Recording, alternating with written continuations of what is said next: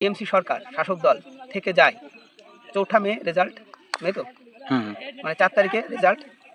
তো ৪ তারিখের পরে রেজাল্টের পরে যদি আমরা দেখি যে শাসক দলই রয়ে গেছে পুনরায় ক্ষমতায়, তাহলে আমি আমার এই যে মাথার চুল ন্যাড়া করবো, এই মাথার চুল ন্যাড়া করবো যদি শাসক দল থাকে, আর যদি বিজেপি আসে। নমস্কার বন্ধুরা, তো ইলেকশন অলরেডি চলছে, আপনারা জানেন।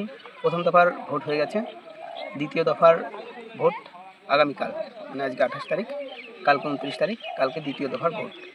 দক্ষিণবঙ্গ তথা নদিয়া থেকে শুরু করে 2 চব্বিশ পরগনা, মেদিনীপুর সব জেলাতে দ্বিতীয় দফায় ভোট হবে। তো এবারে ভোট যতটা শোনা যাচ্ছে, উত্তরবঙ্গে কিন্তু পজিটিভলি ভোট হয়েছে, অর্থাৎ শাসক দল একটু সংশয়ের মধ্যে আছে। আর দ্বিতীয় দফায় ভোটটা কেমন হয় সেটাই দেখার। তো আমি বিকর্ণ বিশ্বাস, একজন সরকারি এমপ্লয়ি, আমি কেন্দ্র সরকারের রেলওয়ে এমপ্লয়ি। তো আমি পার্সোনালি একটা প্রতিজ্ঞা করছি, চ্যালেঞ্জ নিচ্ছি যে এবারে যদি এত কিছুর পরেও এবারে যদি দুর্নীতি হ্যাঁ অবভিয়াসলি এত দুর্নীতি, এত কুকার্য, এত চুরির পরেও পশ্চিমবঙ্গের মানুষ যদি পরিবর্তন না চায়, যদি আরেকবার সরকার শাসক দল থেকে যায় ৪ঠা মে রেজাল্ট, মে তো মানে ৪ তারিখে রেজাল্ট। তো ৪ তারিখের পরে রেজাল্টের পরে যদি আমরা দেখি যে শাসক দলই রয়ে গেছে পুনরায় ক্ষমতায়, তাহলে আমি আমার এই যে মাথার চুল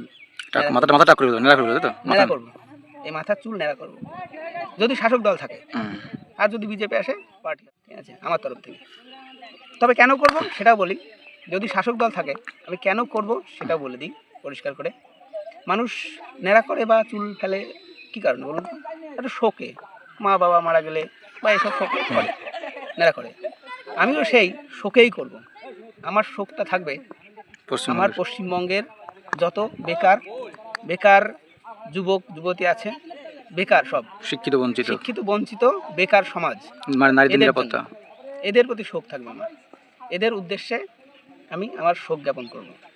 এই যে বছরের পর বছর মিথ্যে প্রতিশ্রুতি, টেট বন্ধ করে রাখা, যারা গৌতম পাল, তারপরে শিক্ষামন্ত্রী প্রাপ্ত বসু, এদেরকে আপনারা দেখেছেন হাতের পুতুল করে রেখেছে, মুখ্যমন্ত্রী হাতের পুতুল করে রেখেছে।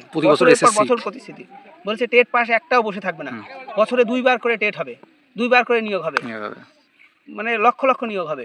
পিএসসি বন্ধ, এসএসসি বন্ধ, পিএসসি এসএসসি সমস্ত কিছু বন্ধ, এমনকি 2024 সালে বিশেষ পরীক্ষা পর্যন্ত বন্ধ, ঠিক আছে, সমস্ত কিছু মানে